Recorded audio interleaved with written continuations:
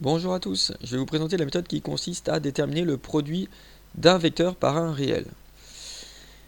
Donc pour déterminer en gros le coefficient multiplicateur k qui lie deux vecteurs, il va falloir comparer la norme des deux vecteurs, la norme c'est la longueur des deux vecteurs, pour avoir justement la valeur du réel k que l'on cherche. Quand je dis la valeur, pour l'instant, on ne va pas parler de signe. Par contre, pour déterminer le signe de cette valeur-là, de ce nombre que l'on cherche, on va regarder tout simplement le sens des deux vecteurs. Si les deux vecteurs sont de même sens, eh ben, la valeur que l'on cherche, le coefficient multiplicateur, sera positif. Si ce n'est pas le cas, donc si les deux vecteurs sont de sens contraire, la valeur k sera négative. A noter que, évidemment, là j'ai parlé de la norme et du sens du vecteur. Pour déterminer le coefficient multiplicateur qui lie deux vecteurs, les deux vecteurs doivent obligatoirement avoir la même direction, sinon il n'est pas possible de déterminer ce coefficient multiplicateur. Donc graphiquement, je vous ai tracé U, V et W et T, donc 4 vecteurs. On remarque dans un premier temps déjà que les 4 vecteurs ont bien tous la même direction, d'accord. En gros, les droites qui passent par ces vecteurs, en tout cas les directeurs qui dirigent certaines droites, sont toutes parallèles. Donc on va essayer maintenant de trouver une égalité qui lie en gros le vecteur V avec le vecteur U. Donc on va essayer de mettre le vecteur V de la forme k fois U. Donc si je regarde mon vecteur V avec mon vecteur U, le vecteur V au niveau de la norme, première étape c'est de regarder la longueur, donc la norme en fait le vecteur V on voit bien qu'il est 3 fois plus grand.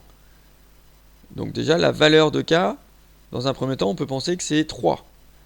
Maintenant si on regarde le sens de U et le sens de V ne sont pas de même sens, donc la valeur de k va être négative, donc en fait ça va être moins 3. Donc V va être égal à moins 3 fois U. D'accord? Donc ça veut dire que si je prends le vecteur U, que je le multiplie par 3 et que je lui change de sens, j'obtiens bien le vecteur V. Donc V est égal à moins 3 fois U. C'est pareil, on aurait pu dire que U est égal à moins 1 tiers de V, c'est-à-dire que le vecteur U est bien 3 fois plus petit que le vecteur V et de sens contraire.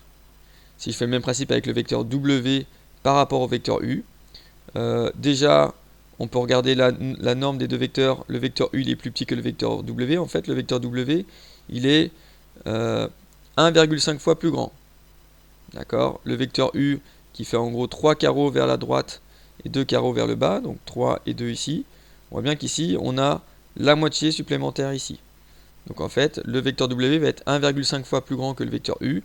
En plus, ils sont de même sens, donc il n'y a pas de signe moins qui va apparaître. Donc j'ai W égale 1,5 fois U. Pour le vecteur T, qui est le petit vecteur en noir ici, si je compare déjà les longueurs, en fait, quand on regarde le vecteur U, c'est 3 carreaux vers la droite et 2 carreaux vers le bas. Le vecteur T, en fait, au niveau, déjà, on a la même direction, hein, mais au niveau de la longueur, il va être 3 fois plus petit, le vecteur noir. Pourquoi? Parce qu'en fait, au niveau du carreau ici, on a juste un carreau. D'accord? Et on monte, en fait, ici, à peu près 2 tiers. Donc, en fait, ici, si on regarde le vecteur T, c'est comme le petit morceau du vecteur U ici, c'est le même, hein. D'accord? On a bien le vecteur noir qui est 3 fois plus petit que le vecteur U. Donc le vecteur T va être égal à 1 tiers du vecteur U. Et comme ils sont de sens contraire, en fait, ça va être moins 1 tiers du vecteur U. Donc le vecteur T, il est bien 3 fois plus petit que le vecteur U. D'accord? Donc quand il est 3 fois plus petit, on multiplie par 1 tiers. D'accord? Et de sens contraire, c'est pour ça qu'il y a un signe moins. Dit autrement, mon vecteur U, il va être le vecteur U va être égal à moins 3 fois le vecteur T. C'est-à-dire que le vecteur U il est 3 fois plus grand que le vecteur T et de sens contraire. J'espère que vous avez compris comment trouver ce nombre-là qui lie deux vecteurs dans la mesure où mes deux vecteurs sont obligatoirement de même direction. Merci de m'avoir écouté, à bientôt.